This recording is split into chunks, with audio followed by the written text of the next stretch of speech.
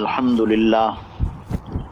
لله نحمده ونستعينه ونستغفره ونؤمن به ونتوكل عليه ونعوذ بالله من شرور أنفسنا ومن سيئات أعمالنا من يهده الله فلا مضل له ومن يضلله فلا هادي له ونشهد أن لا إله إلا الله وحده لا شريك له ونشهد أن سيدنا وسندنا ومولانا محمدا عبده ورسوله أما بعد فأعوذ بالله من الشيطان الرجيم بسم الله الرحمن الرحيم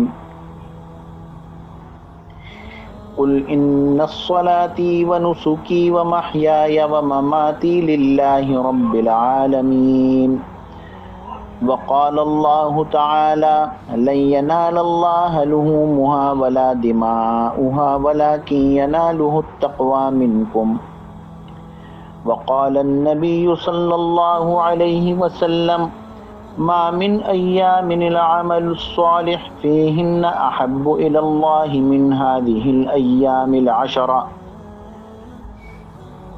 وقال النبي صلى الله عليه وسلم من وجد سعة لأن يضحي فلم يضحي فلا يحضر مصلانا صدق اللہ العظیم وصدق رسولہ النبی الکریم۔ اس اللہ کے نام کے ساتھ جس کے نام کی برکت سے کوئی چیز نقصان نہیں پہنچا سکتی، زمین کی ہو یا آسمانوں کی، اور وہ خوب سننے والا اور خوب جاننے والا ہے۔ بزرگان محترم، برادران عزیز طلبہ اکرام، میں نے قرآن حکیم میں دو مختلف جگہوں سے ابھی قرآن حکیم کی آیات کی تلاوت کی اور دو مختلف احادیثیں آپ کے سامنے بیان کی۔ اللہ تعالی ہمیں سمجھ اور عمل کی توفیق عطا فرمائے۔ یہ ہے عشق میں امتحان کس بشر کا، بنائے ذبیحہ جو اپنے پسر کا، پسر بمانے اولاد بیٹا، پسر سے ہے اعجاز تسلیم سر کا، پسر یعنی بیٹے سے یہ درکار ہے کہ وہ تسلیم سر کرے، جیسا حکم ملا ہے ویسا کر لے، اور پدر سے ہے اعجاز قلب و جگر کا، اور پدر یعنی باپ سے یہ مطلوب ہے کہ وہ اپنا قلب و جگر اللہ کے حکم کے آگے پیش کر دے، اور اولاد بمانے قلب و جگر ہیں، یعنی اللہ تبارک و تعالی سے اتنی محبت ہو جائے۔ حضرت ابراہیم علیہ السلام کو جب یہ خواب میں آیا کہ اپنے بیٹے کو ذبح کرو تو یہ تھا امتحان، کیونکہ اگر اللہ وحی کے ذریعے جبرائیل علیہ السلام کو بھیجتے اور جاگنے کی حالت میں یہ کہتے کہ اپنے بیٹے کو ذبح کرو تو یہ امتحان نہ ہوتا، یہ تو کرنا ہی تھا پھر، اور خواب ہے تو امتحان دگنا ہوا کہ خواب کے اوپر عمل کرنا ضروری نہیں ہے، لیکن نبیوں کا خواب وحی کا درجہ رکھتا ہے، تو امتحان کڑا ہوا، سخت امتحان ہوا۔ ایک تو حکم ایسا ملا کہ بیٹے کو ذبح کرو، اور دوسرا خواب میں یہ حکم ملا جس پر شک کیا جا سکتا تھا کہ چلو کوئی بات نہیں، خواب ہے، کر لیا، نہ کیا تو کوئی گناہ نہیں۔ لیکن ابراہیم علیہ السلام نے اپنے بیٹے سے کہا، اسماعیل علیہ السلام سے، جو بعد میں نبوت کا تاج اپنے سر پر سجانے والے تھے، ان سے کہا کہ میں نے خواب میں دیکھا ہے کہ میں تمہیں ذبح کر رہا ہوں۔ تو تابع دار بیٹا، تابع دار اولاد کو جو کہنا چاہیے وہ انہوں نے کہا کہ بس جو آپ کو حکم ملا ہے وہ کر گزریے، اور آپ ستجدنی انشاء اللہ من الصابرین، اور آپ مجھے پائیں گے صبر کرنے والوں میں۔ یہ انتہا درجے کی آیت ادب بھی ہے، یہ نہیں کہا کہ آپ مجھے صبر کرنے والا پائیں گے، بلکہ یہ کہا کہ آپ مجھے صبر کرنے والوں میں پائیں گے، یعنی جہاں بہت سارے اور دوسرے صبر کرنے والے ہوں گے وہاں ایک میں بھی ہوں گا۔ تو ابراہیم علیہ السلام خلیل اللہ، اللہ تبارک و تعالیٰ نے اپنی دوستی کا تاج ان کے سر پر سجایا، شدید ترین امتحانوں سے گزارا۔ دوست سوچتا نہیں ہے کبھی۔ ایک مرتبہ حضرت جبرائیل علیہ السلام نے اللہ کی بارگاہ میں عرض کیا کہ یا اللہ، یہ آپ کے دوست ہیں، آج تک کسی نبی کو آپ نے اتنا بڑا لقب نہیں عطا فرمایا۔ اللہ تبارک و تعالیٰ نے امتحان کے لیے حضرت جبرائیل علیہ السلام سے فرمایا کہ میرے بندے ابراہیم کے پاس جاؤ اور میرا نام لو۔ ابراہیم علیہ السلام کو اللہ نے بہت وسعت اور فراوانی عطا فرمائی تھی، بہت ساری بکریاں، اونٹ، مویشی تھے، گائیں وغیرہ۔ یہ اپنے ان مویشیوں کے درمیان میں تھے کہ جبرائیل علیہ السلام انسانی شکل میں ان مویشیوں کے درمیان نمودار ہوئے، اور پھر انہوں نے اللہ، زور سے اللہ کہا۔ یہ سننا تھا کہ ابراہیم علیہ السلام چونک پڑے کہ یہ میرے دوست، میرے اللہ کا نام کس نے لیا ہے۔ لہٰذا دیکھا ادھر ادھر تو ایک نظر پڑی کہ ایک شخص نے نام لیا ہے، بلایا انہیں، کہنے لگے تم نے ابھی کیا پکارا ہے؟ انہوں نے کہا کہ میں نے اپنے رب کا نام پکارا ہے۔ کہنے لگے دوبارہ پکارو وہ نام۔ تو انہوں نے کہا کیوں؟ کہنے لگے مجھے سننا ہے تم سے وہ۔ تو انہوں نے کہا ایک شرط ہے، یہ جتنی بکریاں ہیں یہ آپ مجھے دے دیں تو میں کہوں گا۔ ابراہیم علیہ السلام نے جبرائیل علیہ السلام سے کہا کہ میں نے بکریاں تمہیں دی ہیں، بکریاں تمہاری ہوئیں، بس ایک دفعہ وہ نام لے لو۔ پھر جبرائیل علیہ السلام نے پکارا، جو انسانی روپ میں تھے، اللہ۔ ابراہیم علیہ السلام کو نہیں معلوم کہ یہ پکارنے والا کون ہے۔ جب انہوں نے اللہ کہا تو پھر انہیں بڑی لذت محسوس ہوئی، اور انہوں نے پھر یہ کہا کہ مجھے ایک دفعہ اور وہ آواز سنا دو، وہ پکار ایک دفعہ اور سنا دو۔ انہوں نے کہا اب شرط یہ ہے کہ جتنی گائیں ہیں وہ میں لوں گا۔ تیسری دفعہ پھر لفظ اللہ پکارا، حضرت ابراہیم علیہ السلام جھوم گئے، اور تیسری دفعہ کے بعد پھر کہا کہ ایک دفعہ اور پکارو۔ انہوں نے کہا اب جتنے اونٹ ہیں وہ میں لوں گا۔ غرض یہ کہ سارے مویشی انہیں دے دیے۔ جبرائیل علیہ السلام قریب آئے اور یہ کہا کہ جو آپ اتنا مست ہوتے ہیں اس آواز پہ، جھوم جاتے ہیں، اتنا آپ کو مزہ آتا ہے، یہ کس کا نام ہے؟ تو انہوں نے کہا تمہیں نہیں معلوم؟ کہنے لگے نہیں، مجھے تو بس یہ ہے کہ یہ میرے رب ہیں، میں ان کا نام پکارتا ہوں۔ کہنے لگے یہ میرے دوست ہیں، یہ اللہ ہیں، اللہ جن کا نام تم نے پکارا ہے۔ تو کہا آپ نے اس نام کے اوپر سارے مویشی مجھے دے دیے۔ تو ابراہیم علیہ السلام نے کہا کہ اس ذات کی قسم جس کے قبضے میں میری جان ہے، اگر میرے پاس زمین بھر کی دولت ہوتی تو وہ اس نام کے بدلے تم مجھ سے مانگتے جاتے اور میں وہ تمہیں دیتا جاتا۔ اس کے بعد پھر جبرائیل علیہ السلام نے اپنا تعارف کروایا اور پورا واقعہ بیان کیا، اور پھر یہ کہا اللہ آپ کو ان جانوروں میں برکت عطا فرمائے، یہ آپ کو مبارک ہو، آپ کا ایک امتحان لیا گیا تھا۔ جبرائیل علیہ السلام نے پھر عرض کیا کہ یا اللہ واقعی یہ دوستی کے قابل ہیں، یہ ایسے ہیں کہ آپ انہیں اپنا دوست کہیں۔ شدید ترین امتحانات سے گزارے گئے، آگ کے اندر ڈالا گیا، باپ بت پرست، باپ نے گھر سے نکال دیا۔ سب سے بڑا امتحان اپنے بیوی اور چھوٹے سے بچے جو ابھی 6 ماہ کا بھی نہیں تھا اس کو جنگل اور بیابان میں لق و دق صحرا میں چھوڑ کے چلے جانے کا حکم مل گیا، اور پھر یہ بھی حکم ملا کہ کلام بھی نہیں کرنا، بتانا بھی نہیں، وضاحتیں بھی نہیں دینی۔ یہاں پر 2 دن کے لیے کوئی کہیں جاتے ہیں تو پوری تفصیل بتاتے ہیں، یہ میرے فلاں چیز یہاں رکھی ہے، اگر فلاں آ جائے تو اس کو یہ دینا، فلاں کو یہ کرنا ہے، نہیں بات کرنے کی بھی اجازت نہیں۔ امتحان اور سخت ہوا۔ پھر حضرت ہاجرہ جو آپ کی اہلیاں تھیں انہوں نے ہی یہ خود محسوس کیا اور یہ کہا کہ کیا آپ بات نہیں کر رہے کہ آپ کو اللہ نے یہ حکم دیا ہے کہ آپ ہمیں چھوڑ کے چلے جائیں؟ انہوں نے سر اسبات میں ہلایا کہ ہاں مجھے اللہ نے حکم دیا ہے۔ بس یہ سننا تھا کہ حضرت ہاجرہ سلام علیہا نے اس وقت کہا کہ بس پھر ہمیں اللہ ضائع نہیں فرمائے گا۔ تو اس کے بعد ایک اور امتحان، جب اب بچہ چلنے پھرنے لگا، کام کاج کے قابل ہوا، ادھر ابراہیم علیہ السلام کی عمر 90 سال سے اوپر ہے اور آپ کی بیوی حضرت ہاجرہ کی عمر 80 سال سے اوپر ہے. جب اس عمر کو پہنچے کہ اب وہ کسی خدمت کے قابل ہو، اب چلتا پھرتا بچے کو دیکھیں تو خوش ہوں، اس وقت اللہ نے یہ امتحان لیا کہ اپنے بیٹے کو ذبح کر دو. تو یہ ان کی سنت ہم مناتے ہیں 10 ذی الحج کو.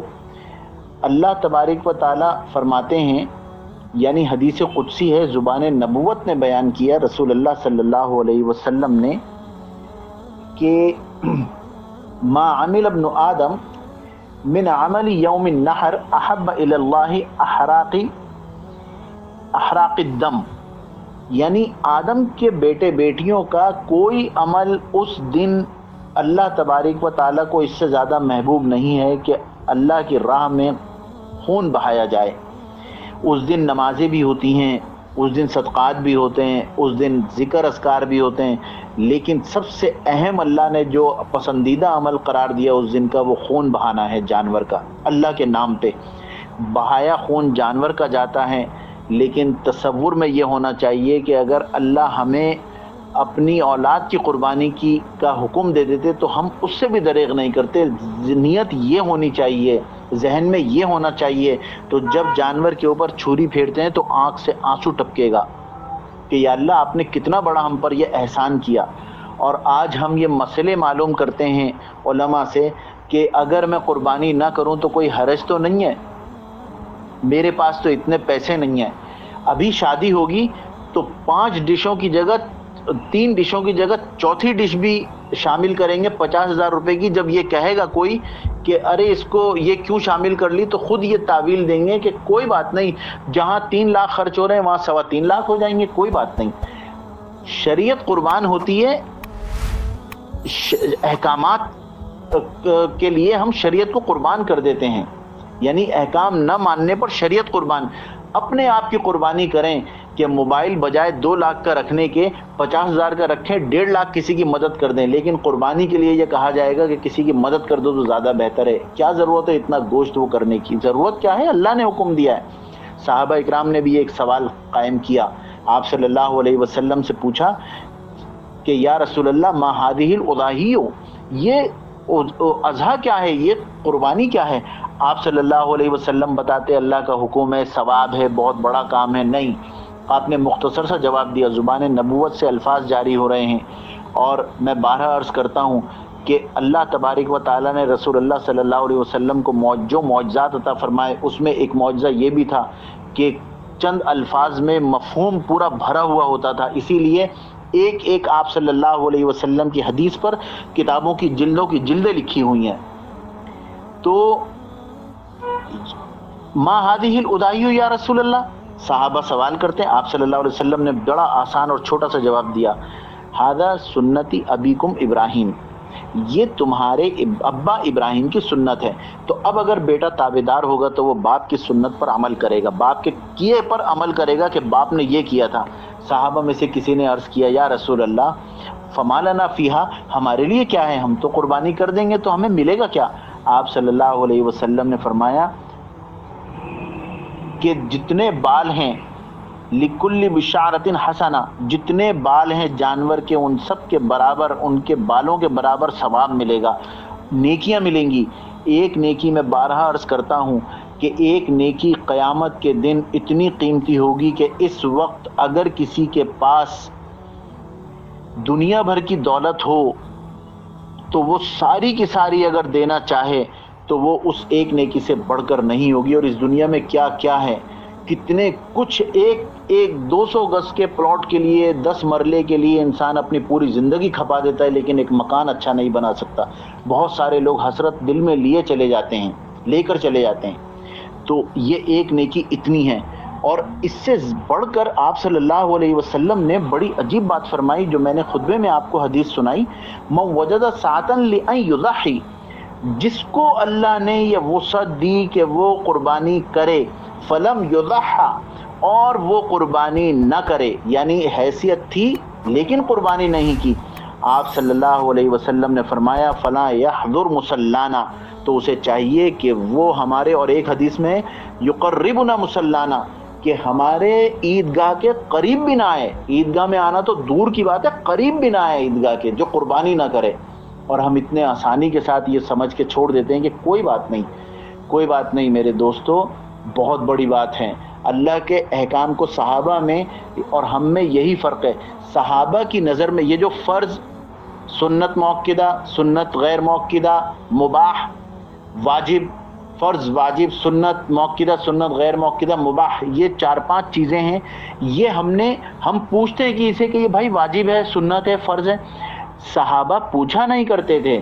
صحابہ رضوان اللہ علیہم اجمعین کو جیسا بتا دیا، ان کی نظر میں ہر حکم فرض کے درجے میں تھا. انہیں یہ نہیں تھا کہ اس کی تحقیق میں جائیں کہ یہ سنت ہے، نفل ہے. میں آپ کو اس دور میں بھی ایسے لوگ ہیں. ایک صاحب پڑھنے گئے، ایک نوجوان پڑھنے گیا، وہاں پر اس کی دوستی اوروں سے ہو گئی. یہ جس کمرے میں 4 لوگوں کی شیئرنگ میں جو ایک چوتھا تھا، 3 کے ساتھ ایک چوتھا تھا، وہ ایک گورا تھا. یہ 3 مسلمان تھے، یہ 3 عبادت کیا کرتے تھے، تو اور ان کے معاملات بھی بہتر تھے، اچھے تھے. تو وہ متاثر ہوا گورا. آئرلینڈ میں کسی یونیورسٹی میں یہ پڑھ رہے تھے. تو وہ گورا متاثر ہوا. اس لڑکے نے یہ کہا کہ بھائی مجھے آپ کے دین کا تھوڑا سا مجھے سمجھاؤ، مجھے اچھا لگتا ہے آپ لوگ عبادت کرتے ہو، آپ میں کوئی زگ زیگ نہیں ہے، سیدھی سیدھی زندگی گزار رہے ہو، زیادہ کسی سے وہ گھلتے ملتے بھی نہیں، تو آپ مجھے دین بتاؤ. انہوں نے دین بتایا. آہستہ آہستہ کر کے اس لڑکے کے دل میں اللہ نے دین کی محبت ڈالی. وہ مسلمان ہو گیا. اس نے کلمہ پڑھ لیا. مسلمان ہونے کے بعد اس نے شیو چھوڑ دی، داڑھی رکھنی شروع کر دی. تو اب یہ جو 2-3 لڑکے تھے، انہوں نے کہا کہ بھائی آپ اس ماحول میں رہ رہے ہیں تو یہ کہ داڑھی کوئی، یہ تو سنت ہے، کوئی مطلب اتنا ضروری تھوڑی ہے داڑھی رکھیں، کوئی بات نہیں، ہم بھی تو کلین شیو ہیں. تو اس نوجوان نے جو بات کی وہ میرے دوستو سونے کے حرف سے لکھنے کے قابل ہے. اس نے یہ کہا کہ بھائی مجھے یہ تو نہیں معلوم کہ یہ سنت ہے، نفل ہے، کیا ہے، واجب ہے، مجھے یہ تو نہیں معلوم. بس میں نے کتابوں میں یہ پڑھا کہ رسول اللہ صلی اللہ علیہ وسلم کے چہرے مبارک پر داڑھی تھی. بس میں نے یہ پڑھا اور اس دن سے یہ تہیہ کر لیا کہ میں ان کے جیسا اپنا چہرہ بناؤں گا. میرے دوستو کیا عجیب اس کے جذبات ہوں گے، اور کیا اس نے لو لگائی ہوگی اللہ سے اور اس کے رسول صلی اللہ علیہ وسلم سے. اور ہم یہ سوچتے ہیں کہ کیا سنت، کیا فرض اور سنت کے چکر میں لگے رہیں. تو اللہ تبارک و تعالی ہماری اصلاح فرمائیں. میرے دوستو اصلاح کی شدید ترین ضرورت ہے. ہم سب نام ہم نے محمد یعقوب، محمد اسماعیل، محمد ابراہیم، سید فلانا یہ نام رکھ لیے ہیں ہم نے، لیکن اللہ تبارک و تعالیٰ فرماتے ہیں یا ایھا الذین آمنوا آمنوا باللہ، اے وہ لوگوں جو ایمان لائے ہو ایمان لے کے آؤ. ہم ایمان سے اس کا مطلب خالی ہیں. ایمان کا مطلب ہے سر آفندگی، اور سر آفندگی کہتے ہیں اپنے سر کو جھکا دینا. بس سر کو بالکل جھکا دینا، جیسا آقا کہیں ویسا کرنا ہے. اور اس کی ضد ہے، سر آفندگی کی ضد ہے سرکشی، بات نہ ماننا اور بحث مباحثہ کرنا. آج کے مسلمان میں جو سب سے تکلیف دہ عنصر ہے وہ یہ ہے کہ اس کو بحث مباحثے کا بہت شوق ہے، اور دین کی نالج واجبی سے بھی ہوگی تو وہ فوری طور پہ دوسرے کو یہ فتویٰ لگا دیں گے کہ یہ بدعت ہے، یہ گناہ ہے، یہ حرام ہے، یہ جائز، یہ فلاں، یہ فلاں. نہیں میرے بھائی، جو جس کا کام ہے نا قرار دینا، اسی کو رہنے دیں. جو جس کی ڈومین میں، سب اپنی اپنی ڈومین میں. ایک ڈاکٹر ہے، آپ اس کے سامنے اگر غلط دوا تجویز کریں گے، سول انجینئر ہے، آپ مکان کا ڈیزائن غلط آرکیٹیکٹ کریں گے تو اس کو تکلیف ہوگی. وہ فوراً چیخ کے بولے گا کہ نہیں یہ اس طرح نہیں ہوتا، یہ ایسے ہوتا ہے. اس سے پوچھو کیوں، تو وہ کہے گا میں نے 10 سال اس کو پڑھا ہے، میں نے ڈگری لی ہے اس کی. ڈاکٹر سے اگر غلط دوا آپ نے بتا دی آپ بحث مباحثے میں، تو وہ یہ کہے گا کہ بھائی آپ کون ہیں، آپ کیوں اس میں بحث کر رہے ہیں، کیوں. اس سے پوچھو کیوں، تم کیوں اتنا تکلیف ہو رہی تمہیں، تو وہ کہے گا میں نے پڑھا ہے 10 سال بھائی، میں نے 8 سال پڑھا ہے، میں نے FRCS کیا، FCPS کیا، MCPS کیا، MRCOG کیا، فلانا کیا. میں زیادہ جانتا ہوں یا جانتی ہوں، تمہیں اتنا نہیں معلوم، تم کیوں بات کر رہے ہو میڈیکل کی. لیکن دین میرے دوستو اتنا ہلکا سمجھا ہے ہم نے کہ بہت کم لوگ ایسے ہیں جو یہ کہہ کے خاموش ہو جائیں کہ بھئی یہ میرے علم میں نہیں ہے، بلکہ دین کے اوپر تو بات کرنا ایسا سمجھتے ہیں فریضہ کہ جیسے اگر بات نہ کی تو ان کے اوپر کوئی داغ لگ جائے گا کہ یہ جاننے والے نہیں ہیں. حالانکہ اگر جو صحیح حضرت عمر رضی اللہ تعالیٰ عنہ فرماتے ہیں کہ نہ جاننے میں آدھا علم ہے، کہ میں نہیں جانتا. بھئی جب یہ ہوگا کہ میں نہیں جانتا تو دوسرا ظاہر وضاحت کرے گا تو ایک علم آئے گا. شروع میں نے ایک شعر پڑھا، یہ ہے عشق میں امتحان کس بشر کا، بنائے ذبیحہ جو اپنے پسر کا، پسر سے ہے اعجاز تسلیم سر کا، پدر سے ہے اعجاز قلب و جگر کا، تیرے حکم پر کیا گوارا نہیں ہے. یعنی اے اللہ آپ کے حکم پر کیا گوارا نہیں ہے. یہ تو آپ نے ایک بیٹے کی قربانی مانگی، آپ ہر چیز کی قربانی مانگے، میں آپ کے نام پہ قربان کرتا چلا جاؤں گا. تیرے حکم پر کیا گوارا نہیں ہے، کوئی تجھ سے بڑھ کر پیارا نہیں ہے، کیونکہ اے اللہ آپ سے بڑھ کر کوئی مجھے عزیز نہیں ہے، کوئی پیارا نہیں ہے. تو یہ چند باتیں تھیں. اس میں اب عشرہ ذوالحج میں اس کی جو عبادت، بڑی عبادت حج، لوگ اس وقت مینا کی طرف جا رہے ہوں گے. 9 ذی الحج کا روزہ ہے، عرفات کے نام سے، یوم عرفہ کے نام سے یہ مشہور ہے، کیونکہ 9 ذی الحج کو حج ہوتا ہے. حج کا خاص رکن ہے. عام طور پہ لوگ جہاں جس علاقوں میں جن ممالک میں رہتے ہیں، وہ اس دن وہاں پر وہ تاریخ نہیں ہوتی جو عرب ملک میں ہوتی ہے. تو اب آیا عرفہ کا روزہ رکھیں، یعنی عرفات جس دن ہے اس دن کا روزہ رکھیں، یا 9 ذی الحج کا. تو یہ بات سمجھ لینی چاہیے کہ 9 ذی الحج کو معیار بنائیں، یعنی 9 ذی الحج جس دن ہے اس دن کا روزہ رکھیں، وہ جس ملک میں جس دن بھی ہے. ٹھیک ہے. اور عرفہ تو وہاں پر ہے، لیکن جو حاجی لوگ ہیں ان کو روزہ رکھنے کی ممانعت ہے، وہ روزہ نہ رکھیں اس دن. اس میں تکبیرات ہیں، لا الہ الا اللہ، لا الہ الا اللہ، یہ کثرت سے پڑھنا. امام مسند احمد میں ہے، ایک حدیث روایت کیے امام احمد رحمۃ اللہ علیہ نے کہ آپ صلی اللہ علیہ وسلم ایام تشریق کے علاوہ بھی بکثرت اللہ کی وحدانیت، بڑائی اور اس کی حمد بیان فرمایا کرتے تھے. ان دنوں میں ہر دن میں ہی کرتے، لیکن ان دنوں میں اور کثرت کیا کرتے تھے. تو اللہ اکبر، لا الہ الا اللہ، واللہ اکبر وللہ الحمد. مسند ابی شیبہ رضی اللہ تعالیٰ عنہ سے یہ روایت ہے. تو بہرحال اس دن کثرت کرنی چاہیے، اللہ تبارک و تعالیٰ کا کثرت سے ذکر بھی کریں، اور جتنی نیکیوں کی توفیق اللہ نے دی ہے، دیر نہ کریں، فوراً نیکی کر دینی چاہیے. نیکی کے لیے انتظار نہیں کرنا چاہیے کہ کوئی بات نہیں ابھی تو وقت ہے. تو اور پھر یہ کہ جس کو اللہ نے وسعت دی، آپ صلی اللہ علیہ وسلم نے فرمایا وَإِنَّ الدَّمَ لَيَقَعُ مِنَ اللَّهِ بِمَكَانِ قَبْلَ أَن يَقَعَ بِالْأَرْضِ. یعنی خون اللہ کے پاس، جانور کا خون گرنے سے پہلے تمہارا عمل مقبول ہو جاتا ہے. تو آگے فرمایا فَطِيبُوا بِهَا نَفْسِي، لہٰذا تم قربانیاں نفس کی خوش دلی کے ساتھ کرو، یعنی خوش دلی کے ساتھ قربانی کرو. یہ نہیں کہ ارے یار فلاں جگہ تو 20,000 کا ہو رہا تھا، میں نے خام میں 22,000 کا حصہ ڈال لیا. نہیں، ایسے نہیں، خوش دلی کے ساتھ جتنی حیثیت دی ہے اس کے مطابق کرو. اس لیے کہ اللہ تبارک و تعالیٰ اتنے غیور ہیں کہ آپ ایک پائی اللہ کو دیں گے، اللہ فوراً لوٹا کے واپس کر دیں گے، اور اس میں برکت بھی ڈال دیں گے. اللہ تعالیٰ ہمیں عمل کی، سمجھ کی اور دین کے اوپر چلنے کی توفیق عطا فرمائے. وآخر دعوانا ان الحمد للہ رب العالمین.